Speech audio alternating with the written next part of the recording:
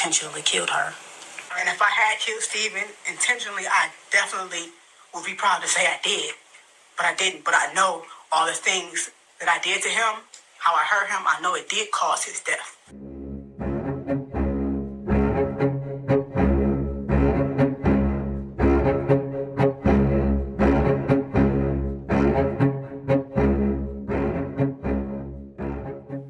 Hey there. Welcome to episode 19 of Tell Me a True Crime Story. I'm your host, Holly. This episode is Murdered by Mom, Stoni Blair, and Stephen Barry. Thank you so much for being here. I hope that you and your family are happy, healthy, and together forever. Do you have a case suggestion for me? If so, please send me an email and let me know what case you'd like to hear me cover. My email is hollystellmepodcast@gmail.com. That's Holly with a Y, HOLLYS, tellmepodcast@gmail.com. I truly love you guys and big hugs to all of you. I have 3 small favors to ask of you. Number 1, please tell your friends and family about this podcast. Number 2, please follow or subscribe to the podcast on whatever platform you listen on. And number 3, whatever platform you're listening on, please write a review for the podcast and or give it 5 stars. I know you can write a review and give stars on Apple, and on Spotify, you can give me 5 stars. Thank you so much for that. That would really, really help me out. I want to give a huge shout out to user Kiwi and Kimber 1, 2, 3, 4, 5, 6, 7, 8, 9, 10 on Apple. They left me an awesome review and 5 stars on Apple Podcast. That truly made my whole week.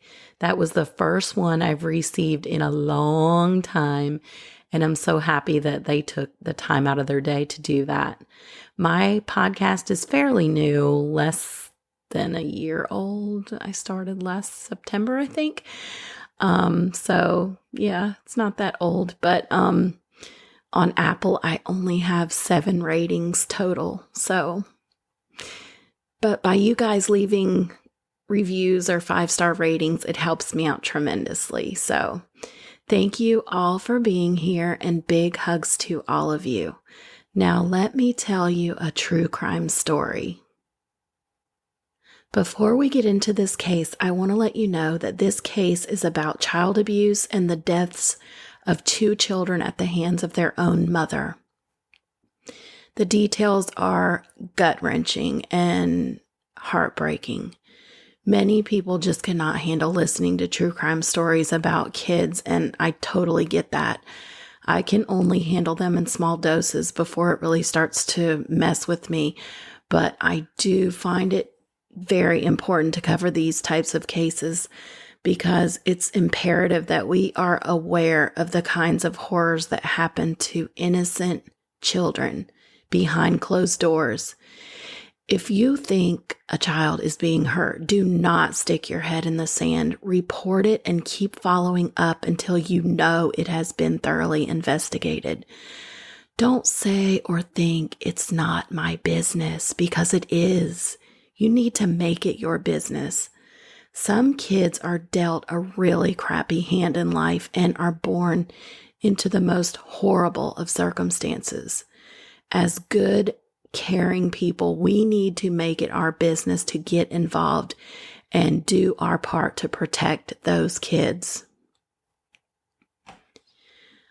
I think you guys know that I really love details and I love history too.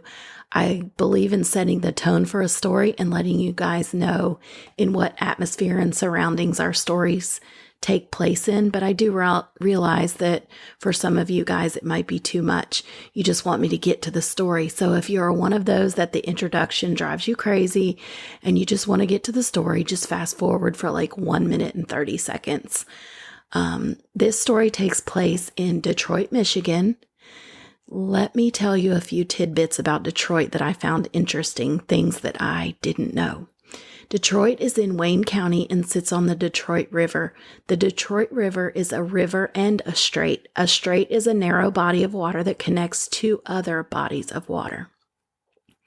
The Detroit River connects Lake St. Clair and the upper Great Lakes to Lake Erie. The Detroit River is one of the busiest waterways in the world, and in the early 1900s played a major role in making Detroit one of the largest cities in the United States. As far as crime rates go in Detroit, in 2018, the FBI named Detroit the second most dangerous city in America. Many neighborhoods in Detroit have lots of abandoned homes due to the mortgage crisis and high crime and homicide rates, and many of the homes have been recommended for demolition. They've suffered fire damage from acts of arson and vandalism, and others are in just a state of major disrepair. There are boarded up buildings, and many vacant empty lots are used for illegal dumping. According to an online article on Reuters.com, Detroit had been in debt for decades and struggled with a budget deficit. Quote, Detroit was formally declared bankrupt in December 2013, a landmark ruling by U.S. Judge Stephen Rhodes, who cited the city's dismal finances and $18 billion debt. About 40% of the city's streetlights did not work, and about 78,000 abandoned buildings littered the city. End quote. So this is the climate in which our story takes place in 2015. That's where the story begins, I guess. Well, it really begins before that, but in 2015 is when it all came to a head. So, and I hear that my voice is really gravelly. I'm sorry about that. I had a cold like 3 weeks ago, and it's just, my voice is still just weird. It always happens to me every time I get sick. It takes forever for my voice to come back to normal. So I'm sorry about that if it's bugging you. Mitchelle Blair and her kids lived in an apartment in the Martin Luther King Apartments. She lived in apartment number 804, located at 595 Sheen Street. Sheen Street. I'm not sure how to pronounce that. Cheney, I think it is. It's Chene if you're from Detroit, and I'm mispronouncing it. I'm sorry.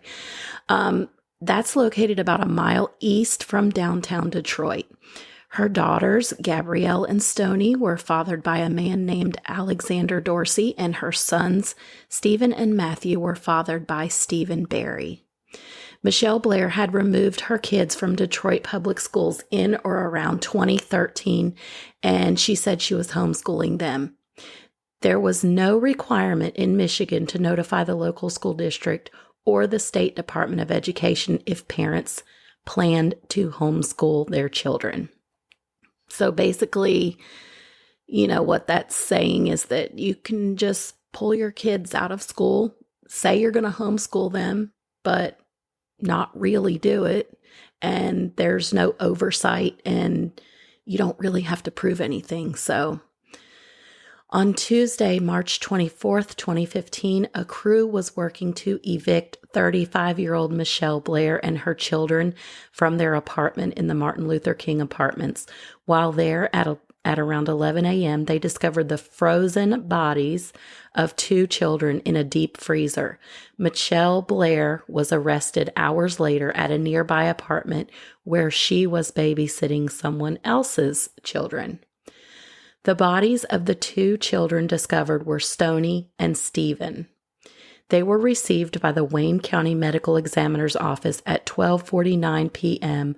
on Tuesday, March 24th.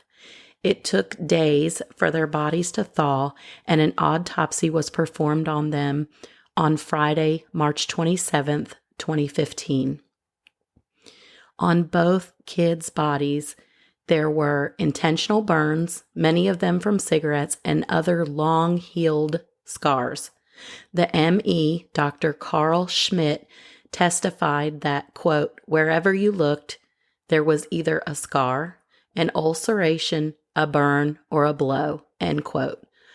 Both of the kids suffered many blows to the head. Dr. Schmidt said that exactly how many couldn't be determined because there were so many that they all started to blend together. Both Stoni and Stephen had scarring on the inside of their mouths and chipped teeth from being slapped and punched in the face. They were also both severely malnourished. 13-year-old Stoni's body was delivered to the medical examiner's office naked, save for a black scarf tied around her neck, presumably to protect or hide the open wounds and burns that were present on her neck. Dr. Schmidt testified that Stoni's arm was fractured at some point in her life and she'd never received medical attention for the broken bone. He said that the child would have endured extreme pain while the fracture healed without a cast as the broken bone ground against itself. Stoni also had, quote unquote, freshly carved out tissue on her right shoulder that may have been caused by a caustic substance being poured on the wound. And according to the CDC, a caustic substance is a chemical that burns or corrodes people's eyes, skin, and mucous membranes on contact. Stoni's ears had extensive loss of tissue. The ME testified that he wasn't sure what might have caused it, but it appeared almost as if they'd been chewed off. Stoni had only 5 millimeters of fat padding her stomach, therefore her ribs showed through her skin. She'd been starved for so long that her body began consuming itself for energy. It was determined that Stoni's cause of death was due to multiple blunt force trauma injuries. 9-year-old Stephen's body had distinct patterned rows of burn scarring above his stomach, on his back, and on his buttocks. The burns suffered on his genitals and anus were 2nd and 3rd degree burns. Stephen's cause of death was multiple blunt force and thermal injuries. In 2002, 13 years prior to the discovery of Mitchelle Blair's kids in her freezer, allegations of child abuse surfaced against Mitchelle Blair. Burns were seen on the hands of both of her daughters, and Child Protective Services got involved. The abuse was investigated and substantiated. However, what happened after the abuse was confirmed is unclear. A social worker named Katrina Hayden testified in this case that the Child Protective Services file on Mitchelle Blair was destroyed. 3 years after that, in 2005, and 10 years before her kids were discovered dead in her freezer, Mitchelle Blair was investigated again for child abuse when a family member found numerous scars on her daughter's backs. Mitchelle Blair was referred for services through several resources. However, a petition to remove the kids from her custody was never filed, and her children were not removed from her care. Mitchelle Blair has 2 surviving children, a girl and a boy. After the discovery of their siblings' bodies in their home freezer, they went to live with their great aunt. When interviewed by professionals about the abuse they endured at the hands of their own mother, then 17-year-old Gabrielle said they were abused throughout their childhood. Additionally, she and her surviving brother Matthew, who was 8 years old at the time, had many scars, welts, bruises, and injuries, both old and new, which were discovered during their medical examinations on the day their siblings were found dead. Gabrielle had a cut above her left eye, which she said happened when her mom hit her in the head with a 2x4. She also had a broken front tooth, which was from her mom hitting her in the face with a curling iron. Her mom also punched her in the face with her fist. Gabrielle had scars from being burned with a curling iron and a clothing iron, and from being whipped with cords. She said her mom would pour alcohol into her wounds. Matthew had 25 scars and injuries on his back from repeated beatings and quote-unquote loop-shaped scars and injuries on his back, hip, and buttocks that were consistent with being whipped by an extension cord. On top of the heinous physical injuries inflicted upon them, imagine the mental anguish Gabrielle and Matthew suffered every day knowing their two siblings were in the deep freezer in their townhouse. And yes, they were aware. They both knew. They both probably constantly worried and wondered if they'd be the next to join their dead sister and brother in that freezer. Despite receiving Medicaid benefits for all 4 children up until the day she was arrested, Mitchelle Blair refused the kids any medical care because of all of the scars on their bodies from abuse. She also received $771 per month in food stamps up until the day she was arrested, even for the 2 children that she'd killed. She reportedly starved her kids, Stoni and Stephen, before she murdered them. As I said earlier, both children were found to be malnourished at the time of their autopsies. Mitchelle Blair admitted in court to giving Stoni only a bowl of oatmeal a day and water for the week leading up to her murder. 3 months after her kids were discovered in her freezer, on Monday, June 29, 2015, Mitchelle Blair pleaded guilty to murdering them. She testified to Judge Dana Margaret Hathaway about killing her kids. In order for the judge to be able to accept Mitchelle Blair's guilty plea, she gave a statement to determine the factual basis for the plea. According to reports and to her own testimony to Judge Hathaway, Mitchelle Blair said that she put a bag over her son Stephen's head. When he tore through the bags to breathe, she used stronger bags to put over his head until he lost consciousness. Then she, quote unquote, slapped him awake. She choked him by putting a belt around his neck and lifted him off of the ground with it until he lost consciousness. She punched him. She threw scalding hot water onto his genital area.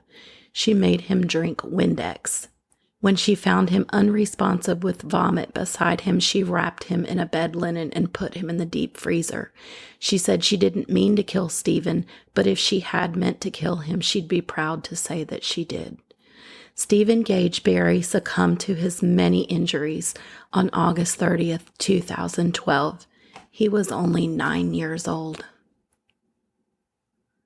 By her own admission, Mitchelle Blair punched her daughter Stoni repeatedly, hit her over the head over and over, and put a bag over her head. Mitchelle Blair told Judge Hathaway that their hot water would get extremely hot, and that she burned Stoni with scalding hot water from the faucet until she passed out. She said on the day that she killed her daughter, she definitely meant to kill her, and if she had the chance, she would do it again. Her daughter was standing in the bathtub, and she was throwing scalding hot water on her and hitting her in the head with a stick. Stoni Ann Blair was murdered on May 25, 2013, at the age of 13. Mitchelle Blair then made her older daughter, Gabrielle, put her own sister's body into the deep freezer in their home. Stoni's body was placed on top of Stephen's body, who had been placed there less than a year earlier. Mitchelle Blair said in her statement that she doesn't claim Stoni or Stephen as her children. She said they are demons. She alleges that Stoni and Stephen sexually abused their younger sibling, Matthew. However, the prosecutor told the judge that there was no evidence that the younger child was sexually abused. Mitchelle Blair said that she never witnessed any of the alleged sexual abuse that she claims took place. She'd also never reported anything to the police. Reverend Charles H. Ellis III gave the eulogy at Stoni and Stephen's funeral, and he had a salient question for everyone. Where was the village before their tragic deaths? He went on to say, quote, "While everyone is pointing their fingers in some direction, I believe the only way that we can try to ensure that these kinds of horrific circumstances never happen again is that we point the finger at ourselves. That neighborhood, that community has to point the finger at themselves and say, what did we suspect but we didn't get involved? What kind of intuition or feeling did we have but we didn't act upon it because we said it doesn't concern me?" End quote. Stoni and Stephen were buried side by side, Stoni in a pink casket and Stephen in a blue one. The Michigan Department of Health and Human Services sought to terminate the parental rights of Mitchelle Blair to her 2 surviving children and the parental rights of both of their fathers. The fathers were rarely present in their lives, and together they owed a combined total of $50,000 in child support. One of the children's fathers was unemployed and had been so for years. He lived with his mother, who supported him financially. The other father had also been unemployed for years and was living with 7 other people in a 3-bedroom house.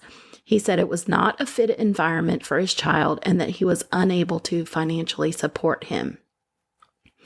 In July of 2015, Wayne County Circuit Court Judge Edward Joseph terminated Mitchelle Blair's parental rights to her then 18-year-old daughter and 8-year-old son. The Honorable Judge Edward Joseph also terminated the rights of Stephen Barry, the 8-year-old boy's father, saying that it was in the best interest of the child.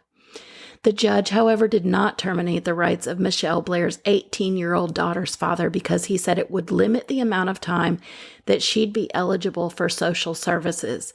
If he did terminate her father's rights, then she'd only be eligible for services until she turned 19 years old.